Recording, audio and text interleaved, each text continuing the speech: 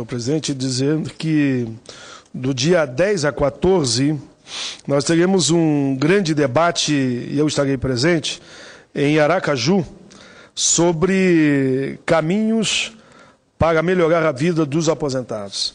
O evento é de 10 a 14, eu me comprometi a estar lá nos dias 11 e 12, participando do debate promovido pela COBAP.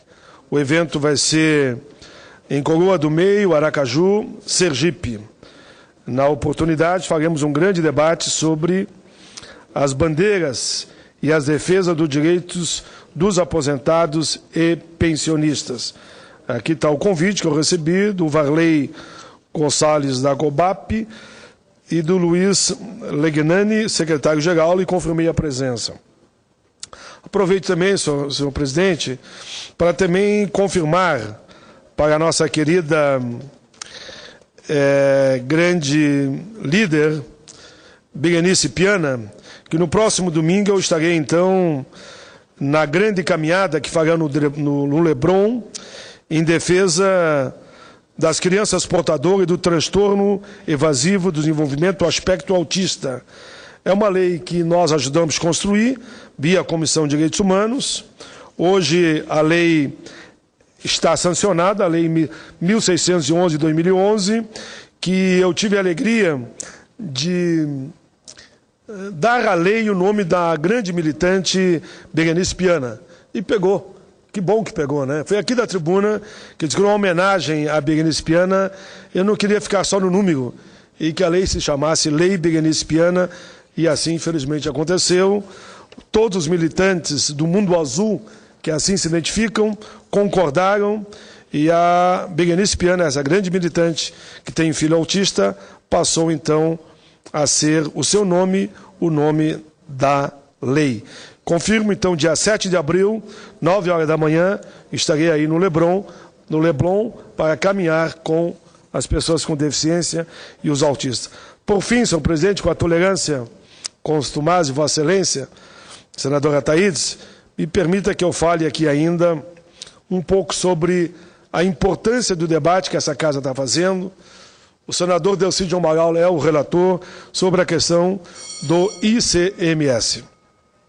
Senhor presidente, a guerra fiscal que se disseminou no país não favorece a ninguém, senão alguns grupos empresariais que se aproveitam da disputa entre os estados brasileiros para barganhar concessão de benefícios fiscais cada vez mais generosos. Nós temos que ter uma política igual para todos, em qualquer parte do país.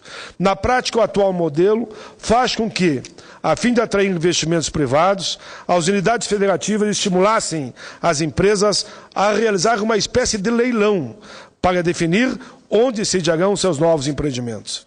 Ao final, ganha quem oferece mais, entre os quais a isenção ou a postergação do requerimento do ICMS. Nessa guerra de todos contra todos, só há entre os estados vencedores de curto prazo e, no longo prazo, uma grande vítima, o povo brasileiro.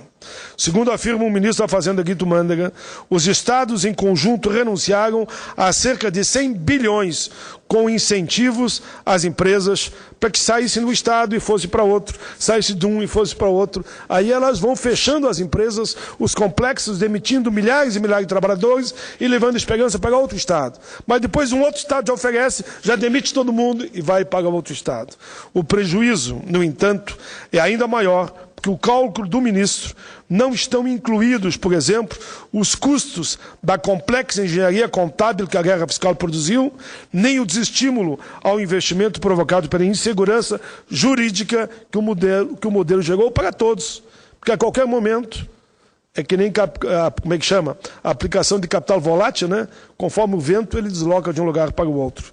De fato, por diversas vezes, o Supremo Tribunal Federal se pronunciou acerca da inconstitucionalidade da concessão de incentivos fiscais do ICMS sem a prévia celebração de convênio entre os Estados membros e o DF, conforme prevê a Constituição e a Lei Complementar 24 de 75. Não obstante tudo isso, os benefícios continuam a ser concedidos de forma explícita ou disfarçada, mediante a utilização de artifícios jurídicos e econômico os mais mirabolantes. No entanto, temos agora, diante de nós, a oportunidade única de acabar com tais distorções, incertezas e desconforto jurídico. Como todos sabem, tramita nessa casa o projeto de lei número 1 de 2013, de autoria da Presidenta da República, que estabelece um cronograma de redução gradual e unificação da alíquota interestadual do ICMS para 4%, pondo fim a famosa guerra suja, a guerra fiscal. Ao mesmo tempo que encaminhou o PRS número 1 de 2013, a Presidente da República editou a medida provisória 599, de 27 de dezembro de 2012, que prevê a prestação de auxílio financeiro pela União aos Estados, ou DF, e aos municípios, com o objetivo de compensar perdas de arrecadação decorrentes da redução das alíquotas nas operações e prestações interestaduais relativas ao ICMS.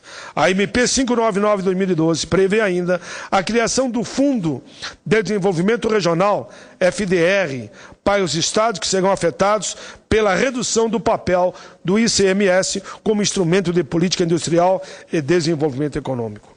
Ambas as medidas, a compensação e a criação do FDR, estão condicionadas à aprovação da resolução do Senado Federal que unifica a alíquota interestadual ICMS. Senhor presidente, senador Ataídes, não por acaso a Constituição de 88, e eu estava lá, estabelece no inciso 4º, parágrafo 2 do artigo 155, que atribui ao Senado Federal, por meio de resolução, a competência para estabelecer alíquotas aplicáveis às operações e prestações interestaduais e de exportação. As regras da Constituição impõem tratamento federativamente uniforme em matéria de ICMS.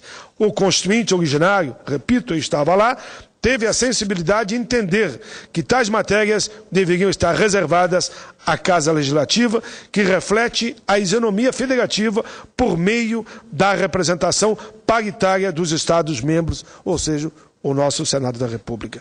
Creio que temos o dever de corresponder a esta responsabilidade que nos foi confiada, aprovando um projeto de resolução que beneficie o conjunto da população brasileira, deixando de lado eventuais diferenças regionais. Senador Ataíde, na atual conjuntura fiscal, não tenho dúvidas de que o PRS número 1 atende ao interesse nacional e busca corrigir o quadro caótico em que nos encontramos, marcado pela competição danosa, desleal entre os Estados. Há poucos dias vim à tribuna para denunciar que o texto proposto para as novas regras do FBE prejudicava inúmeros estados e precisava de uma maior reflexão. E isso foi feito com a sensibilidade do nobre relator, colega, amigo de partido, senador Walter Pinheiro. Naquela ocasião, conclamei a todos a estabelecermos uma boa discussão, um bom debate para a votação e distribuição do FPE. Que fôssemos na linha do equilíbrio, da serenidade, no campo da razoabilidade, na busca do senso de justiça. Penso que esses mesmos princípios devem orientar o debate em torno do PRS número 1 de 2013. O estudo realizado pelo CONFAS, por exemplo, e divulgado pelo Ministério da Fazenda, sobre a estimativa de perdas e ganhos com a unificação do ICMS, baseado nos dados das notas fiscais eletrônicas de 2011, revela que, ao final do processo de unificação, quando todas as alíquotas estivessem niveladas em 4%, 9 estados registrariam impacto negativo no saldo líquido do ICMS nas operações interestaduais. Na verdade, apenas 8, pois tudo inclui Amazonas, sendo que o PRS número 1 excetua do novo limite de 4% as operações, prestações originadas da Zona Franca de Manaus, cuja alíquota permanece em 12%. Como vemos, a maioria dos estados brasileiros, de pronto, sai com benefício. No caso do Rio Grande do Sul, o saldo projetado é de crescimento da arrecadação do ICMS em 3,2%, o que, considerando os dados de 2011, representaria um incremento de receita na ordem de 600 milhões. Apesar de 600 milhões não ser uma cifra desprezível, o aumento da arrecadação com o fim da guerra fiscal certamente será muito superior, pois estudo do CONFAS não capta nem poderia captar os ganhos advindos do restabelecimento do ambiente mais homogêneo e juridicamente seguro, que vai possibilitar a atração de novos investimentos, Estado por Estado, multiplicando a geração de emprego e de renda. Senhor presidente, o ICMS constitui a principal fonte de finanças do meu Estado, respondendo por quase 2/3 do orçamento. Assim, eventuais oscilações na arrecadação afetam diretamente a capacidade do Estado. As vantagens do novo sistema não se concentram, no entanto, no objetivo só de aumentar a arrecadação. Há uma percepção entre os especialistas de que a guerra fiscal promove a alocação ineficiente de recursos, gerando no médio e longo prazo efeitos nocivos para todos. Senhor presidente, indo para os finalmente, já é passada a hora de encerrarmos o conflito fiscal entre os estados que se instalou a partir da segunda metade da década de 90. O Rio Grande não almeja prejudicar ninguém, mas sim buscar o equilíbrio.